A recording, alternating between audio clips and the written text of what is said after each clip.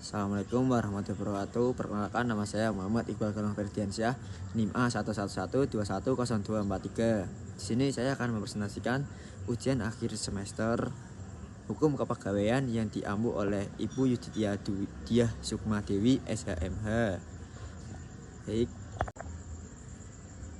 saya memilih profesi sebagai Polsuspas, petugas pemasyarakatan di Kementerian Hukum dan Hak Asasi Manusia, karena profesi ini sesuai dengan minat saya dalam bidang penegak hukum dan pengelola pemasyarakatan. Untuk uraian profil instansi dan uraian tugas pada ASN, Kementerian Hukum dan Hak Asasi Manusia adalah instansi pemerintah yang bertanggung jawab atas urusan hukum dan hak asasi manusia di Indonesia.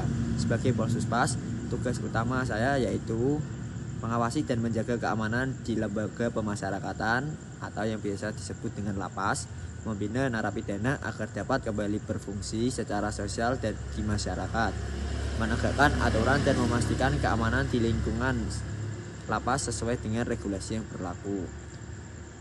Alasan saya memilih profesi tersebut adalah karena profesi ini saya ingin berkontribusi dalam pengelolaan sistem pemasyarakatan yang humanis. Selain itu, profesi ini memberikan kesempatan untuk mendukung rehabilitasi narapidana sehingga mereka dapat kembali menjadi anggota masyarakat yang produktif.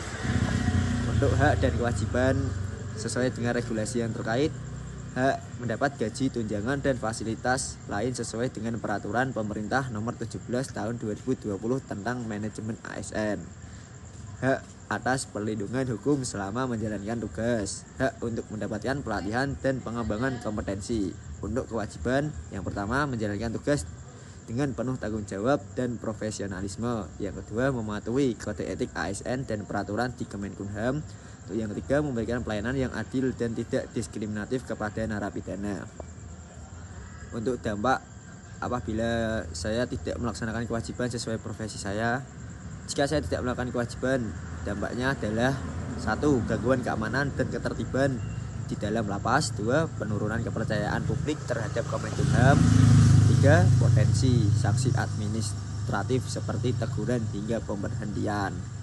Jika saya memutus menjadi pejabat negara, dampak terhadap status ASN saya adalah jika saya menjadi pejabat negara, status ASN saya akan berubah menjadi diperhentikan sementara sesuai pasal 87 ayat 3 Undang-Undang Nomor 5 Tahun 2014 tentang ASN. Saya tidak akan menerima hak ASN selama menjabat sebagai pejabat negara. Untuk kelembagaan dan manajemen dalam instansi saya, kelembagaan Kemenkumham terdiri dari beberapa direktorat. Salah satunya Direktorat Jenderal Pemasyarakatan atau yang biasa disebut Ditjenpas yang mengelola lapas dan rutan. Manajemen dilakukan melalui perencanaan strategis, pengawasan internal, dan pembinaan pegawai sesuai dengan peraturan yang berlaku.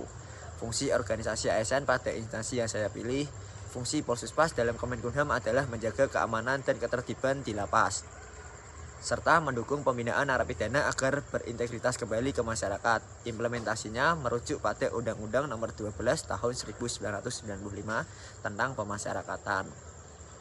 Berdasarkan Undang-Undang Nomor 20 Tahun 2023 tentang ASN, penerapan dalam digitalisasi manajemen ASN di instansi saya. Digitalisasi manajemen ASN di Kemenkumham diterapkan melalui sistem informasi seperti SIMPEK, Sistem Informasi Kepegawaian, yang mempermudah pengelolaan data ASN, absensi elektronik, hingga pelaporan kinerja berbasis teknologi. Contoh penerapannya adalah pelaporan presensi harian melalui aplikasi berbasis mobile. Apabila saya menerima surat keputusan mengenai pemberhentian sebagai ASN, mekanisme penyelesaiannya adalah 1. Mengajukan keberatan administratif kepada atasan langsung sesuai peraturan pemerintah nomor 79 tahun 2023 tentang disiplin ASN. Untuk yang kedua, jika keberatan tidak diterima, dapat mengajukan banding administratif ke Badan Pertimbangan ASN, BAPAS, BAPASN.